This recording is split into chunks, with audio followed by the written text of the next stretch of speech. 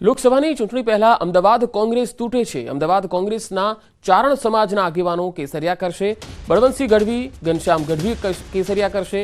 બળવંતસિંહે ગઈકાલે અમદાવાદ જિલ્લા કોંગ્રેસ પ્રમુખ પદેથી રાજીનામું આપી દીધું, તો કોંગ્રેસ ઓબીસી મોરચા સેલના ચેરમેન ઘનશ્યામ ગઢવીએ પણ ગઈકાલે રાજીનામું આપી દીધું હતું। ચારણ સમાજના બંને આગેવાનો આજે પોતાના તમામ ટેકેદારો સાથે અને કાર્યકર્તાઓ સાથે ભાજપમાં જોડાશે। બળવંતસિંહ ગઢવી 2022માં વટવા બેઠકથી કોંગ્રેસના ઉમેદવાર હતા અને ભાજપના ભાનુસિંહ જાદવ સામે હારી ગયા હતા। કોંગ્રેસ પ્રવક્તા સંજય ગઢવી પણ ભાજપમાં જોડાઈ શકે છે, જ્યારે વિચરતી વિમુક્તિ જાતિઓની કોંગ્રેસ પ્રદેશ સમિતિ સેલના પ્રમુખ જસવંત યોગી પણ ભાજપમાં જોડાશે। અમદાવાદ કોંગ્રેસના નેતા આર.કે. ચૌહાણ અને બળવીરસિંહ પણ ભાજપમાં જોડાશે। બપોરે 12 કલાકે પ્રદેશ ભાજપ પ્રમુખ સી.આર. પાટીલના હસ્તે વિવિધ પાર્ટીના જે પૂર્વ હોદ્દેદારો, જિલ્લા અને તાલુકા પંચાયતના પ્રમુખ, સદસ્યો સહિતના તમામ કાર્યકર્તાઓ કેસરીઓ ધારણ કરશે।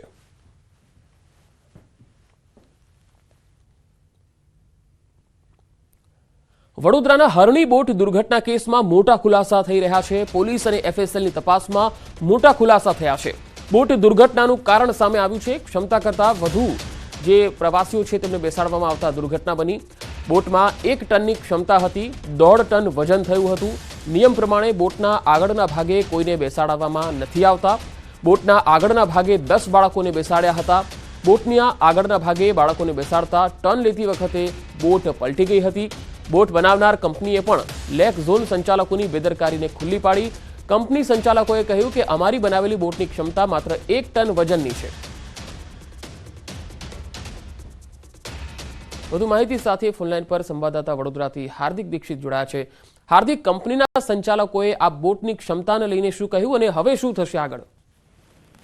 બિલકુલ થી પંકજ, વાત કરવામાં આવે તો જે વ્યક્તિને તરતા ના આવડતું હોય તેને પણ એટલું ખબર પડે કે બોટની આગળના ભાગે ન બેસાય, પરંતુ આ લેક ઝોનના સંચાલકો છે તેમને પૈસા કમાવાની લાયમાં જે નિર્દોષ બાળકો છે તેમની બોટના આગળના ભાગે બેસાડ્યા। ટર્ન લેતી વખતે બોટ જે છે પલટી થઈ ગઈ। જ્યારે આ ઘટના બની એના બીજા દિવસે વડોદરા શહેર પોલીસે તેમના દ્વારા જે બોટ બનાવનાર કંપનીના સંચાલકો છે તેમનો સંપર્ક કરવામાં આવ્યો હતો અને કંપનીના સંચાલકોએ પણ સ્થળ વિઝિટ કરી હતી અને કંપનીના સંચાલકોએ સ્પષ્ટ કીધું હતું કે કોઈ પણ પ્રકારની બોટ હોય, ચાહે અમે બનાવી હોય અન્ય કોઈ બનાવી હોય, બોટની આગળના ભાગે ક્યારે પણ ન બેસી શકાય, કારણ કે બોટનું પાણીમાં બેલેન્સ જાળવવું ખૂબ જ જરૂરી છે। પરંતુ સંચાલકોએ આજે બેલેન્સ છે તે મેન્ટેન નહોતું કર્યું, ઓવરલોડ પેસેન્જર ભર્યા હતા, જેના કારણે આખી દુર્ઘટના જે છે તે સર્જાઈ હતી। તો બીજી પંકજ, વાત કરવામાં આવે તો આખો મામલો જે છે તેની આજે સુનાવણી જે છે હાઈકોર્ટમાં થવાની છે, કારણ કે જ્યારે ઘટના બની ત્યારે તે અંગે પિટિશન દાખલ કરવામાં આવી હતી અને પિટિશનની સુનાવણી આજે હાથ ધરાશે। ત્યારે વડોદરા શહેર પોલીસ દ્વારા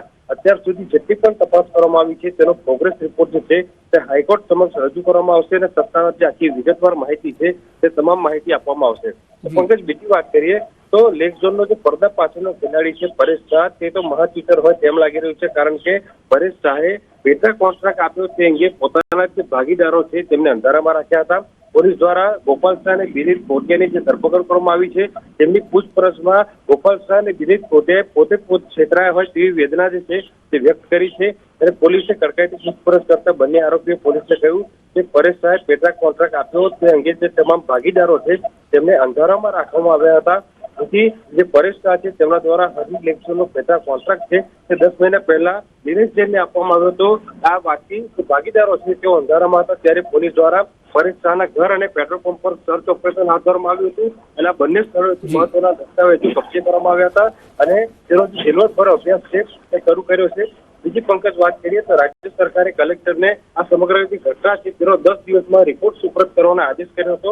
ત્યારે આજે હરણી લેક ઝોન દુર્ઘટનાને 10 દિવસ પૂરા થયા છે, ત્યારે કલેક્ટર દ્વારા રાજ્ય સરકારને આજે રિપોર્ટ છે તે સોંપવામાં આવી શકે છે અને કલેક્ટર જ્યારે આજે રિપોર્ટ રાજ્ય સરકારને સુપરત કરશે ત્યારે રાજ્ય સરકાર દ્વારા જવાબદારો સામે કડક પગલાં ભરવામાં આવશે। હાર્દિક, આભાર સમગ્ર માહિતી આપવા માટે। તો વડોદરામાં જ હરણી બોટ કાંડ મામલે હાઈકોર્ટમાં પણ સુનાવણી। સુઓ મોટો અરજી પર હાઈકોર્ટમાં સુનાવણી। કોર્ટને કેસમાં મદદ કરવા કોર્ટ મિત્રની નિમણૂક કરવામાં આવેલી છે। જવાબદારો સામે કાર્યવાહી કરવા માટે રજૂઆત થશે। બોટની સ્થિતિ અને લાઈફ જેકેટ અંગે પણ રજૂઆત કરવામાં આવશે।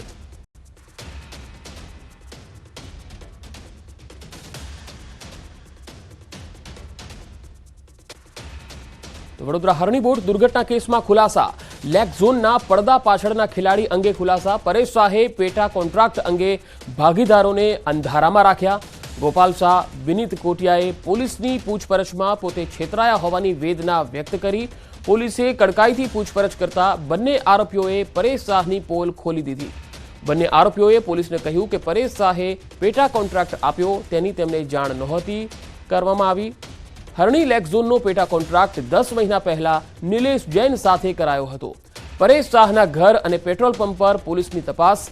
બંને સ્થળેથી પોલીસે દસ્તાવેજો કબજે લઈ ઝીણવટભર્યો અભ્યાસ શરૂ કર્યો.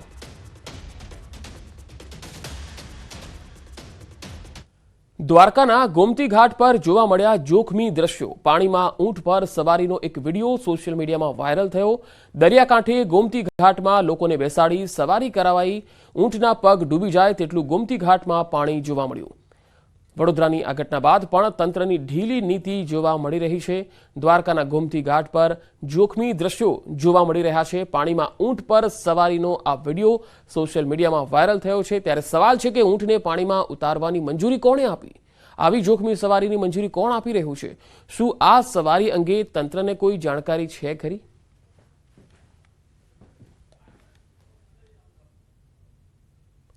આગળ વધુ સમાચારો પર નજર કરીશું. હાલ રોકાઈશું એક બ્રેક માટે.